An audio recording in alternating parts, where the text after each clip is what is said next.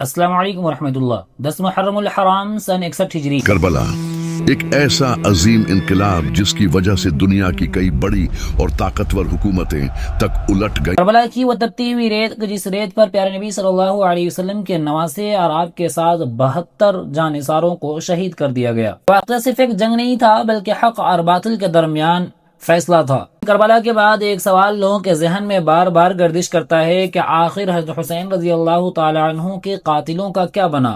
کیا اللہ رب العزت نے ان قاتلوں کو دنیا میں کوئی سزا دی یا ان کو آخرت میں سزا دی جائے گی؟ استقبال متفر، آج ہم بات کرنے والے ہیں واقعہ کربلا کے بعد کیا ہوا اور کس طریقے سے اللہ رب العزت نے قاتلان حسین کو اس دنیا میں عبرت کا ایک مقام بنایا۔ آپ سے گزارش ہے خدا را مکمل ویڈیو دیکھیں اور دیکھنے کے بعد دوسروں تک لازمی شیئر کریں اور اپنی رائے کا اظہار کمنٹ باکس میں ضرور کریں۔ آئیے میں آپ کو لیے چلتا ہوں کربلا کا سب سے بڑا ماسٹر مائنڈ اور جس کے اشارے پر حضرت حسین رضی اللہ تعالی عنہ کو قتل کیا گیا، جس نے قتل کرنے کا حکم دیا، عبید اللہ ابن زیاد۔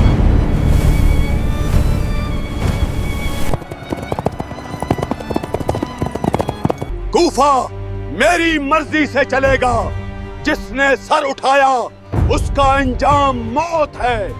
عبید اللہ ابن زیاد کو ابن مرجانہ بھی کہا جاتا ہے۔ ایک روایت کے مطابق ابن مرجانہ اس لیے کہا جاتا ہے کہ اس کی ماں جو تھی وہ ایک لونڈی تھی اور اس کا باپ کا کوئی اتا پتہ نہیں تھا۔ یہ وہی ظالم تھا جس نے 7 محرم الحرام کو حضرت حسین رضی اللہ تعالی عنہ پر پانی کو بند کیا۔ حسین پر فرات کا پانی بند کر دو، ابن زیاد کربلا کو آج تاریخ بنا دے گا۔ کما تریدون مولائے۔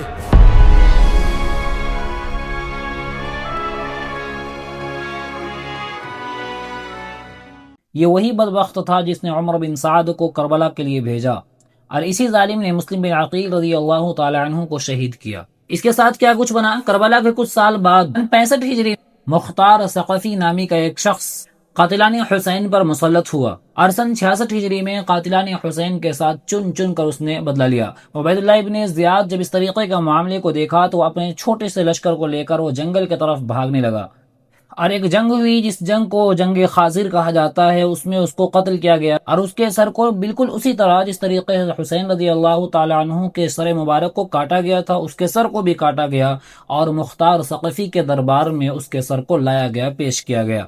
عمرو بن حجاج زبیری جب اس طریقے کے معاملے کو دیکھا تو پیاس کی شدت کے باوجود وہ دوڑا اور اس طریقے سے دوڑا کہ گر کر بے ہوش ہو گیا اور اس کے بعد اس کا بھی سر کاٹ لیا گیا۔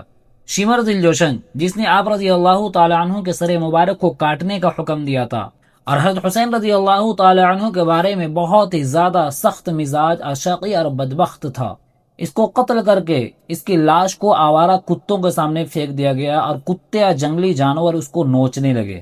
عمرو بن سعد جو حضرت حسین رضی اللہ تعالی عنہ کے مقابلے پر لشکر کی کمان کر رہا تھا، اس کے قتل کر کے اس کے سر کو مختار کے دربار پر لایا گیا اور مختار پہلے ہی سے اس کے بیٹے حفص کو اپنے پاس بٹھا کر رکھا تھا۔ جب یہ سر مجلس میں آیا تو حفص رضی اللہ تعالی عنہ سے یہ بات کہی کہ کیا تو جانتا ہے کہ یہ کس کا سر ہے؟ حفص کہتے ہیں کہ ہاں، مجھے اپنے والد کے کرتوت کے بعد مجھے بھی یہ زندگی پسند نہیں ہے۔ مختار نے اس کو بھی قتل کر ڈالا اور پھر یہ بات کہی کہ عمرو بن سعد کا قتل جو ہے حسین رضی اللہ تعالی عنہ کے قتل کے بدلے اور حفص کا قتل علی بن حسین رضی اللہ تعالی عنہما کے قتل کے بدلے۔ سنان بن انس جس نے حسین رضی اللہ تعالی عنہ کے سر مبارک کو جسم سے الگ کیا تھا، کوفہ سے بھاگ گیا۔ اسے گھر سے بھاگنے کے بعد اس کے گھر کو منہدم کر دیا گیا۔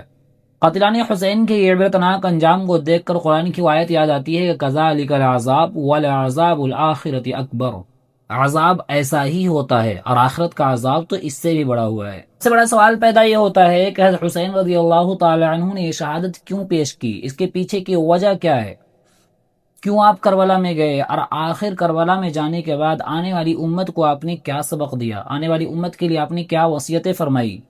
تو وہ خط آپ کو سناتا چلوں جو اہل بصرہ کے نام حضرت حسین رضی اللہ تعالی عنہ نے لکھا تھا۔ اب لوگ دیکھ رہے ہیں کہ رسول اللہ صلی اللہ علیہ وسلم کی سنت مٹ رہی ہے اور بدعات پھیلائی جا رہی ہے۔ میں تمہیں دعوت دیتا ہوں کہ کتاب اللہ اور سنت رسول اللہ کی حفاظت کرو اور اس کے حکام کے تنفیذ کے لیے کوشش کرو۔ اور ہمیں اور آپ کو فیصلہ کرنا چاہیے کہ حضرت حسین رضی اللہ تعالیٰ عنہ نے آخری وصیت جو کی تھی کہ کتاب اللہ اور سنت رسول اللہ پر عمل کرنا ہے، بدعات و خرافات جو تیزی سے جنم لے رہا ہے تو اس کے بدلے میں ہمیں کتاب اور سنت کی طرف مضبوطی سے آنا پڑے گا۔ لیکن ہم اور آپ دیکھتے ہیں کس طریقے سے ہمارے معاشرے میں پیارے نبی صلی اللہ علیہ وسلم کے نواسے کی شہادت کا مذاق اڑایا جاتا ہے، ڈھول بجائے جاتے ہیں، گانا ڈی جے لگایا جاتا ہے۔ تو ہم اور آپ حضرت حسین رضی اللہ تعالیٰ عنہ کو اپنی اس کرتوت کی وجہ سے انہیں اور زیادہ غم اور تکلیف دے رہے ہیں۔ خدا آپ سے گزارش ہے، ہاتھ جوڑ کر گزارش ہے کہ ایسا کوئی بھی کام نہ کریں جس کی وجہ سے حسین رضی اللہ تعالیٰ عنہ کی روح کو تکلیف پہنچے۔ آپ سے گزارش اس ویڈیو کو شیئر کریں، انشاءاللہ پھر ملاقات ہوگی اگلی ویڈیو پر، تب تک کے لیے السلام علیکم و رحمۃ اللہ۔